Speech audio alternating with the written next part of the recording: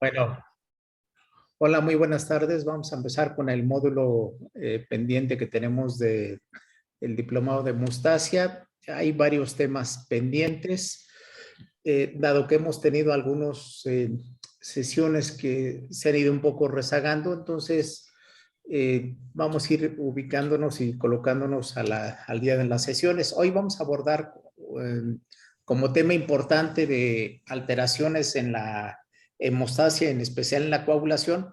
Bueno, vamos a empezar con síndrome de anticuerpos antifosfolípidos, después vamos a tocar temas de hemofilia y luego mañana vamos a tocar otros temas relacionados a anticoagulante lúpico.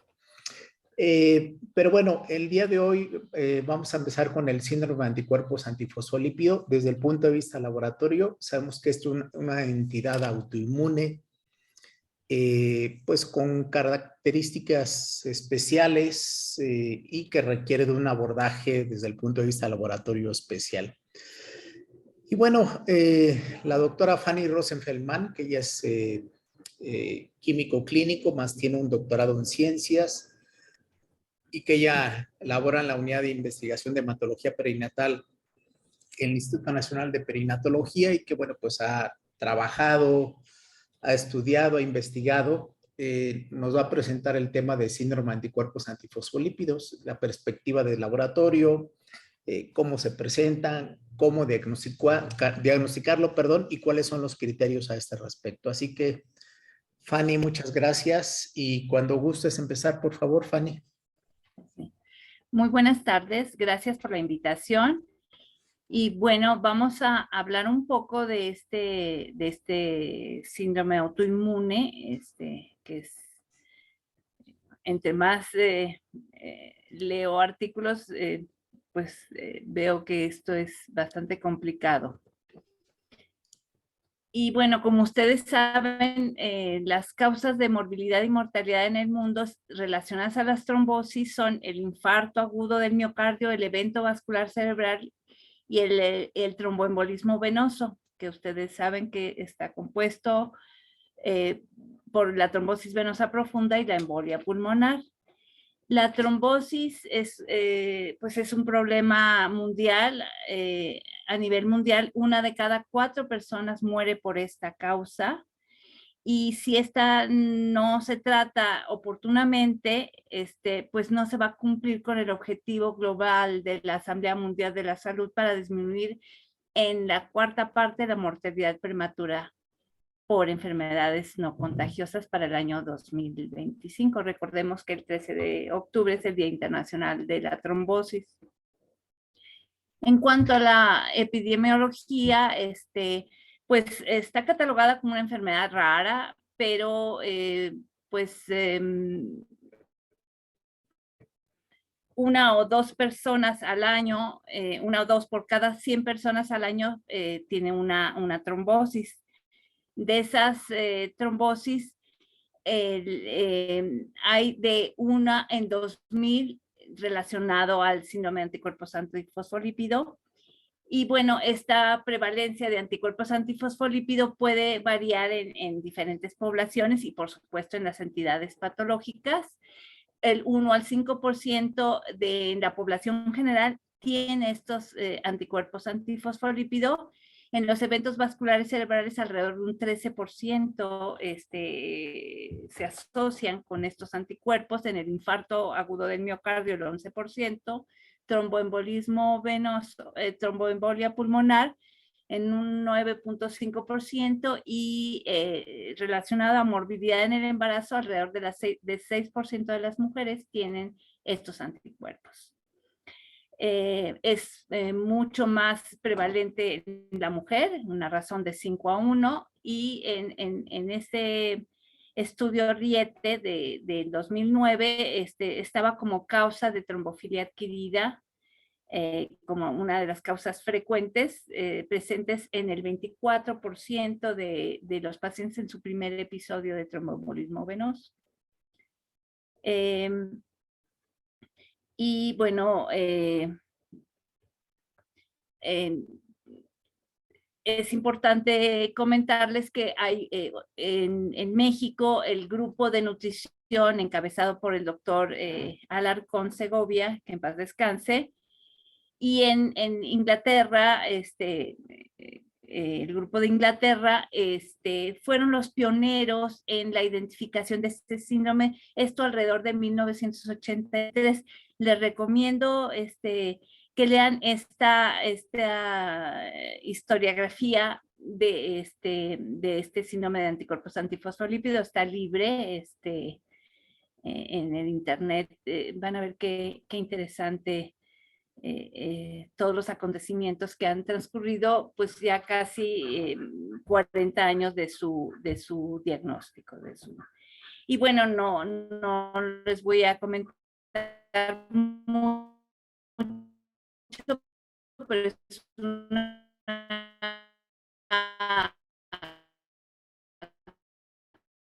cronología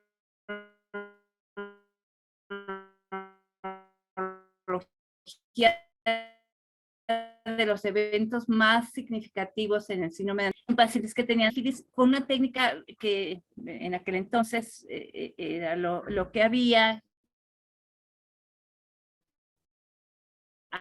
a través de la fijación del complemento, y se fueron desarrollando a través del tiempo pues, más hasta que los criterios de Sapporo, aunque les comento que el primer congreso pues se hizo mucho tiempo antes, pero se empezaron a hacer criterios para el diagnóstico de esta enfermedad en Sapporo, y hasta el 2006 los criterios de Sydney, que hasta hoy están presentes para el diagnóstico. Y bueno, se fueron reconociendo más manifestaciones clínicas, se identificaron más blancos antigénicos y se han desarrollado más metodologías. Aquí están todos los congresos. Acaba de ser el último congreso, que fue en Córdoba, Argentina. El primero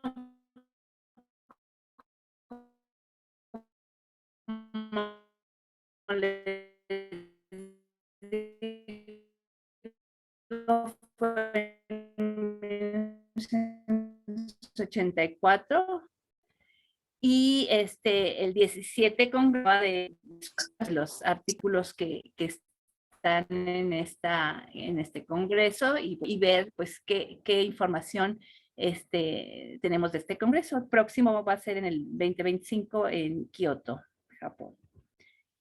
Bueno, el síndrome de anticuerpos antifosfolípido es una enfermedad de origen autoinmune o autoinmune. Es sistémica, heterogénea, de origen, pues que es una enfermedad compleja en su expresión clínica y de laboratorio, que le confiere una dificultad diagnóstica, caracterizada por trombosis vascular y o morbilidad en el embarazo, con la persistencia de anticuerpos antifosfolípido. Los datos clínicos de este síndrome no son patognomónicos de la enfermedad, así que hay una variabilidad de criterios clínicos y de laboratorio que nos permiten orientar el diagnóstico, pero como les comentaba, no es del todo fácil. Y pues la presencia de estos anticuerpos se pueden estar dentro y fuera de criterios clínicos. Por eso hay portadores asintomáticos, pacientes que tienen el SAF clásico, que es solamente la trombosis, el SAF obstétrico, que pueden tener estas mujeres problemas durante el embarazo con o sin trombosis, o otras manifestaciones no trombóticas, y bueno, la enfermedad que puede llegar a ser mortal en un porcentaje alto, que es el SAF catastrófico, que se ve alrededor del menos del 1%.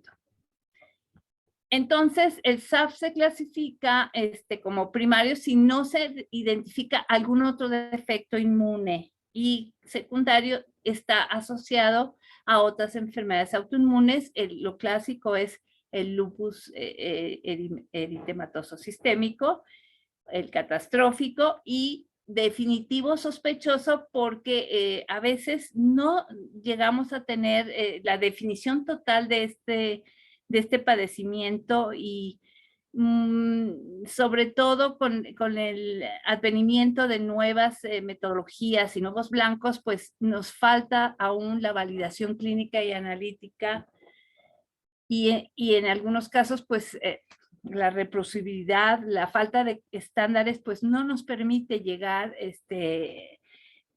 fácilmente al diagnóstico. Hay muchas interferencias y pues esto es complicado. Hay un espectro de marcadores diagnósticos potenciales, están en rojo los que hasta hace algunos días siguen siendo los criterios que están incluidos en los criterios. Pero hay otros más, como ustedes ven ahí, los anticuerpos anti-beta 2 o anticardiolipina de la subclase, de la clase IgA, otros anticuerpos contra proteínas protectoras del endotelio, antianexinas, protrombina, fosfatilcerina, contra los dominios de la beta-2 glicoproteína, los complejos de la cardiolipina con la bimentina, por darles algunos ejemplos, pero todos estos pues les falta su validación clínica y analítica. Además, pues se ha, como en otras enfermedades, dado puntuación para la estratificación del riesgo de SAF, para predecir la severidad del daño. 3 modelos han sido propuestos para cuantificar el riesgo de trombosis o de tener eventos obstétricos en SAF. Entre ellos están los puntajes dependiendo si están los anticuerpos antifosfolípidos, estos 3 que están incluidos en el consenso, unos que no están incluidos, los fosfatilcerina protrombina, la hiperlipidemia y la hipertensión arterial. En otros, estratificación de riesgo incluye también el hecho de tener los niveles de complemento bajo y el hecho de tener, si tienen 2 o 3 o 4 marcadores de laboratorio. Solamente para recordarles que estos son los criterios del 2006, que son los actuales, y el síndrome debe tener por lo menos un criterio clínico y por lo menos un criterio de laboratorio. Dentro de los criterios clínicos es la trombosis vascular en el torrente venoso arterial o en la microvasculatura, la presencia de él, o la morbilidad obstétrica, que está comprendida por una o más muertes intrauterinas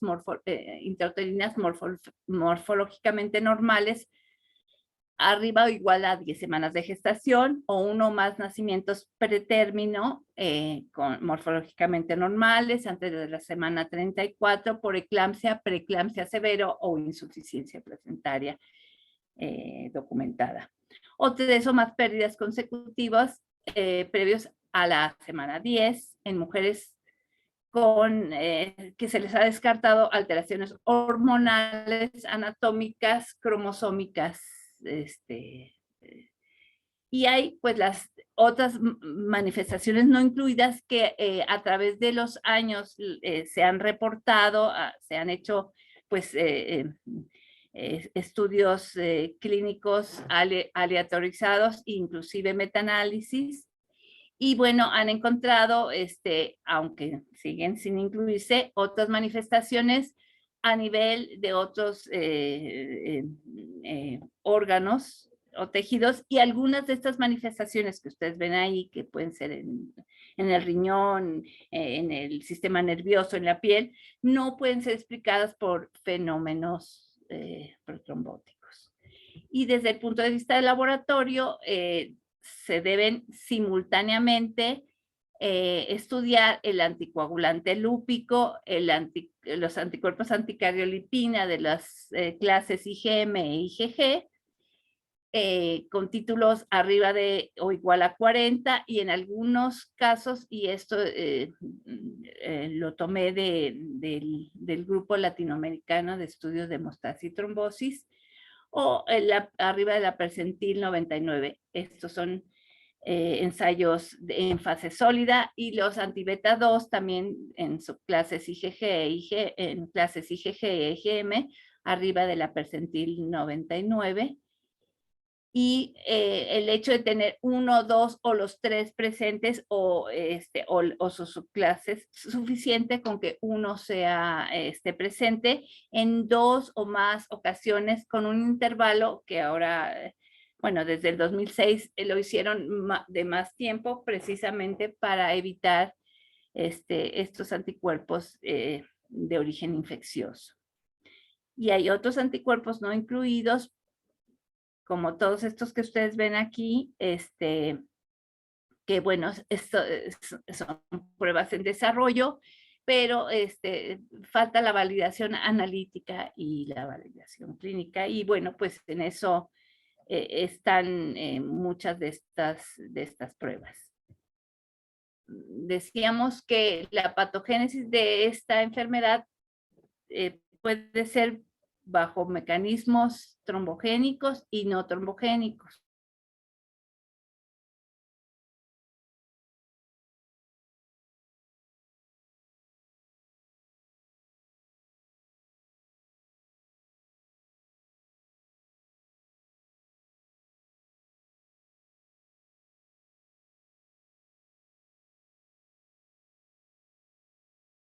En diferentes células o vías, los daños que hacen en el endotelio, en la plaqueta, en los monocitos, neutrófilos, el complemento, la coagulación o la fibrinolisis, que bueno, esto hace que se promuevan los estados protrombóticos por un lado o proinflamatorios por el otro.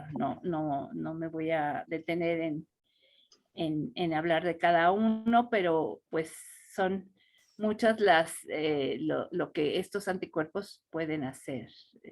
Hay modelos in vitro y algunos estudios pues los pueden ver en esa referencia. Entonces, en cuanto a la patogénesis del SAF obstétrico, decíamos, son la inflamación.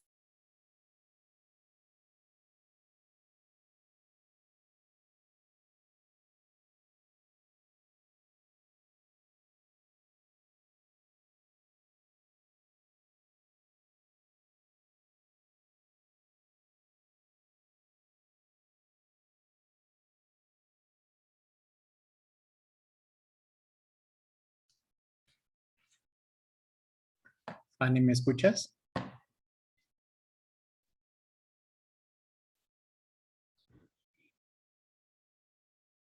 Hablan de aumentar la posibilidad diagnóstica de laboratorio a través de, aparte de los 3 anticuerpos que están dentro de los criterios, de la necesidad, marcadores como es los anticuerpos antifosfatidilcerina, protrombina, o la necesidad de hacer algunos otros estudios como los anticuerpos contra el dominio 1 o contra el dominio 4-5 de la glicoproteína GP1.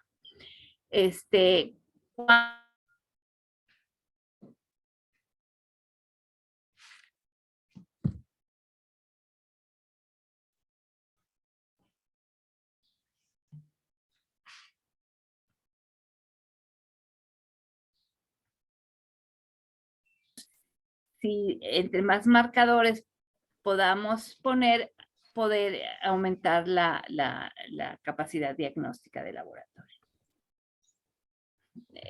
es importante, estos 3 anticuerpos deben de hacerse simultáneamente a la vez en la misma muestra, confirmarse a las 12 semanas y bueno, ver que son positivos persistentemente. Y bueno, esto permite estratificar el riesgo. Los que tienen presencia de los 3 marcadores tienen mayor riesgo que los que tienen 2 o los que tienen 1. Y bueno, se han asociado con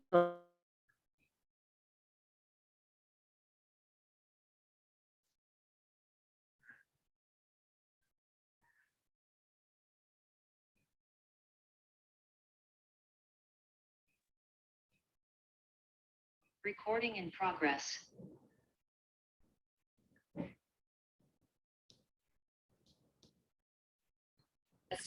comités de la Sociedad Internacional de Trombosis y Hemostasa. Heterogeneidad de anticuerpos, no hay material de referencia, la variabilidad de los recursos y analizadores y las diversas interpretaciones de la posibilidad de una estrategia única. Por eso es que a veces algunas de estas guías discrepan.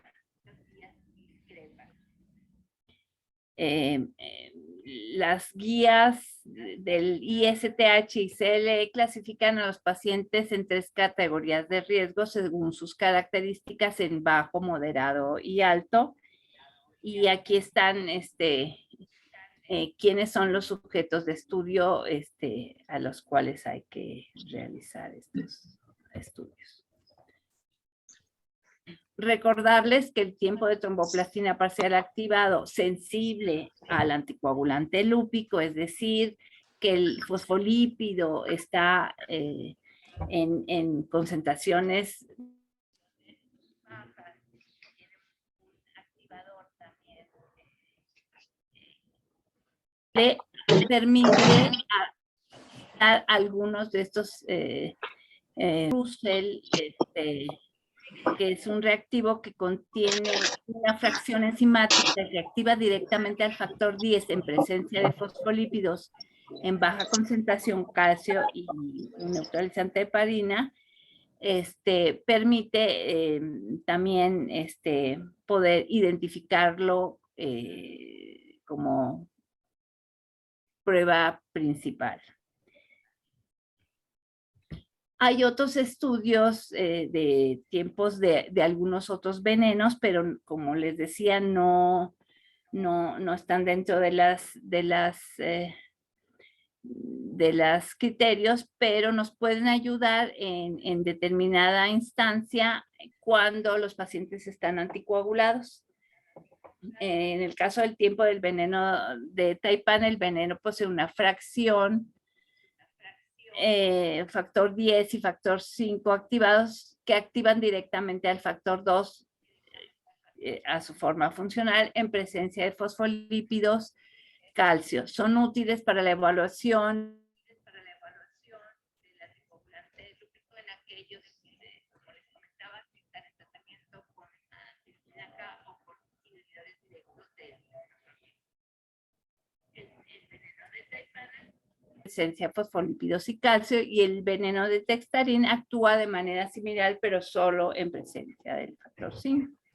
En el caso del tiempo de hecarín, es una enzima también obtenida del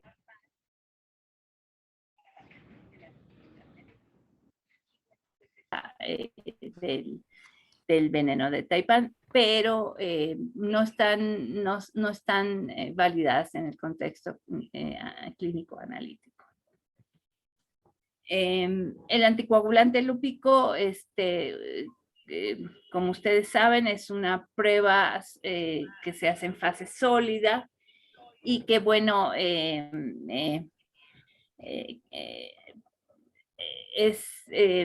se permite su identificación a través de una prueba dependiente de fosfolípidos. Y bueno,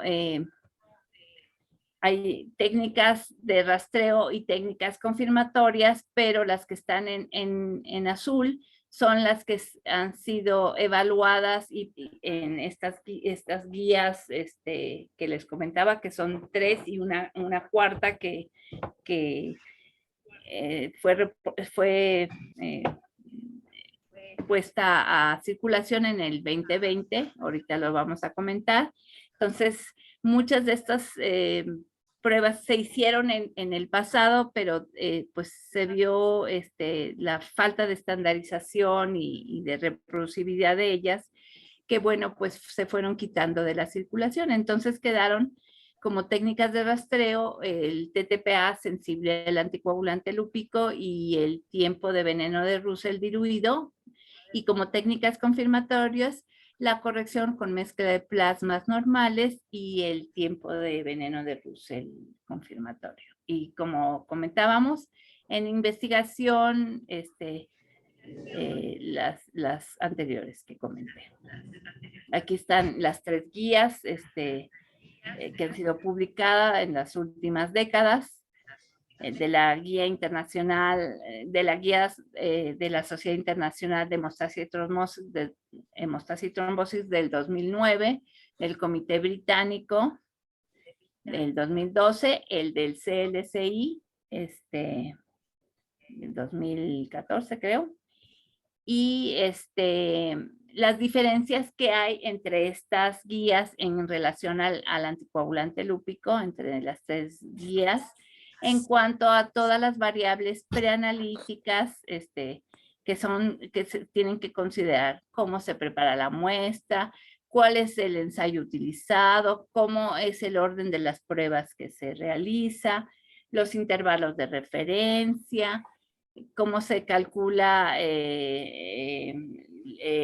la dependencia de los fosfolípidos a través de pruebas de corrección, si se hacen o no mezclas, si se pueden o no realizar con algunas modificaciones las pruebas, estas pruebas en pacientes que están tomando cumarínicos o heparinas, y cómo es que se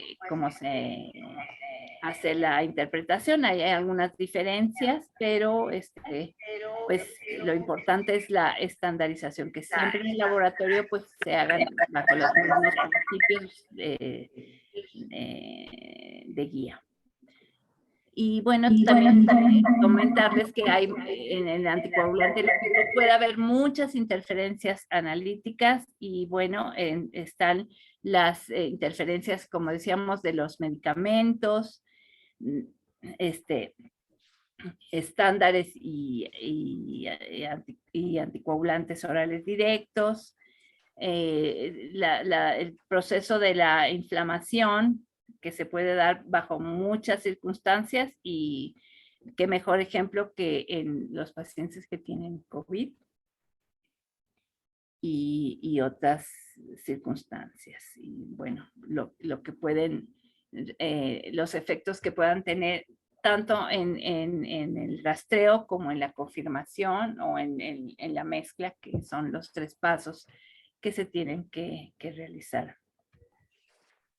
La última guía, que es del 2020.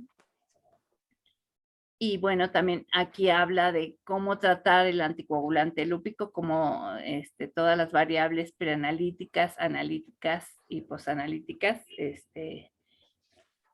tanto para el estudio del anticoagulante lúpico como los anticuerpos anticardiolipina y antibeta 2 glicoproteína. Todas estas variables preanalíticas que influyen directamente sobre los resultados del laboratorio. En cuanto el anterior es en cuanto a la muestra, cómo se debe manejar, y la técnica, qué técnicas se deben de hacer, valores de corte, todo esto, los resultados, cómo se deben de emitir los resultados, los valores de cutoff, lo que comentábamos, las interferencias que puede haber en cualquiera de estos dos metodologías, cómo se reportan.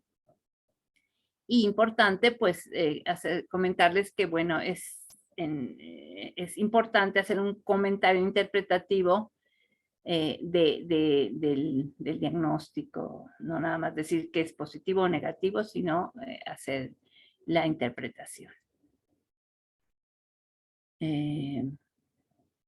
Estas son también las guías, las recomendaciones a quién se deben de realizar estas pruebas.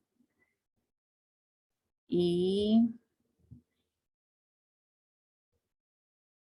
para concluir, bueno, las pruebas de anticuerpos antifosfolípido han tenido serios inconvenientes de estandarización, lo que motivó que en los últimos años se desarrollen guías, recomendaciones, por los diferentes organismos reguladores. Los criterios de clasificación se están actualizando periódicamente, y esto pues refleja los avances metodológicos y las características clínicas que presentan los pacientes. Queda aún camino por recorrer y hay pues mucho debate aún. Les quería comentar en un artículo que recientemente leí, que habla de los criterios clínicos y de laboratorio candidatos para el diagnóstico de SAF. Y habla de los criterios clínicos que están retenidos y los que están eliminados.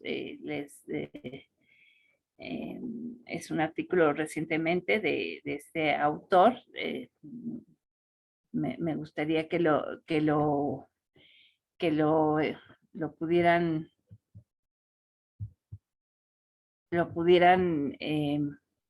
leer, pero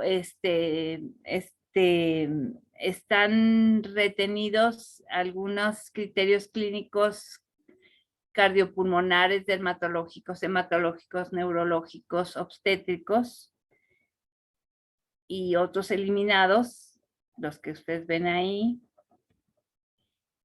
vasculares, renales, de patología y de laboratorio. Y comentarles que finalmente solamente persisten el estudio, la evaluación del anticoagulante lúpico y los anticuerpos anticardiolipina y anti-beta 2 glicoproteína 1. Eliminados están todos los demás.